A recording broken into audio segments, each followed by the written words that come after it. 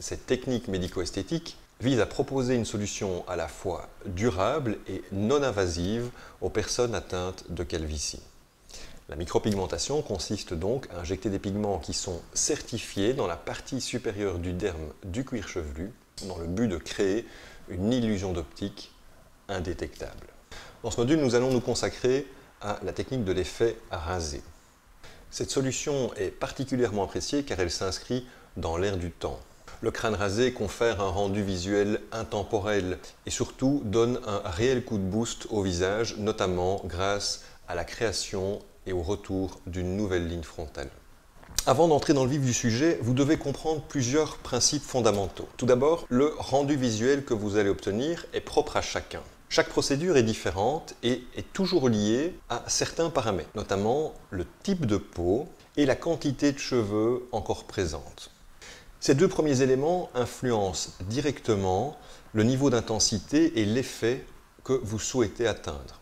Par exemple, si nous plaçons 100 points sur une zone qui est complètement dégarnie avec un type de pigment donné et 100 points du même pigment sur une zone sur laquelle se trouvent encore des cheveux, eh bien, le rendu visuel sera plus intense et quelque part plus réaliste là où il y a encore des cheveux.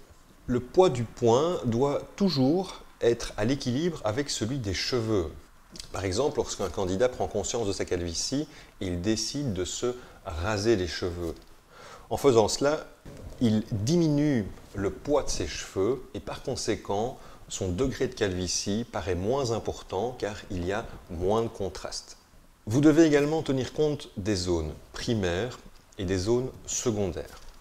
Les zones primaires sont celles qui sont dégarnies. Elles sont au nombre de 4, se situent en partie centrale du cuir chevelu, sont ce que je pourrais concevoir comme la partie visible de l'iceberg. Les zones secondaires sont tout aussi importantes, voire indispensables, en particulier si vous visez un résultat naturel à 360 degrés.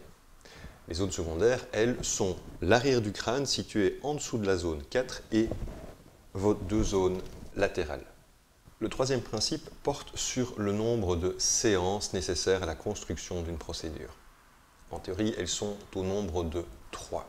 Et vous allez voir qu'avec cette technique, dès la première séance, vous allez déjà atteindre 70%, 70% de performance, ensuite 85% à la seconde et enfin 100% à la troisième. Lorsque vous avez atteint l'objectif désiré, ne commettez surtout pas l'erreur de surcharger. En réalisant par exemple une session supplémentaire, vous risqueriez d'avoir un rendu d'intensité du pigment trop intense, un déséquilibre de la balance. Les séances sont hebdomadaires, mais ce délai peut être plus long. À la fin de chaque session, vous allez observer un niveau d'intensité qui est toujours plus élevé.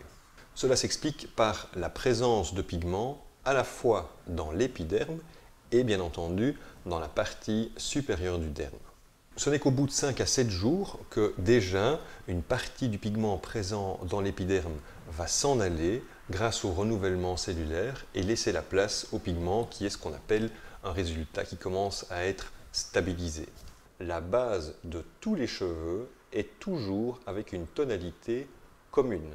C'est la raison pour laquelle le pigment va lui-même avoir toujours la même configuration de départ et qui va se marier parfaitement pour avoir un rendu final à l'équilibre. La seule contre-indication pour une micropigmentation capillaire sera donc des patients qui ont des cheveux blancs.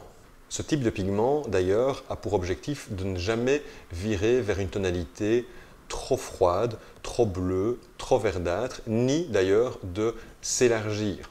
Nous vous conseillons d'évaluer au-delà de la première année la procédure réalisée et d'envisager la nécessité de recourir directement à une première retouche ou éventuellement d'attendre quelques mois plus tard. Une retouche se prévoit sur un laps de temps de 3-4 heures pour redonner du corps à votre procédure. À bientôt.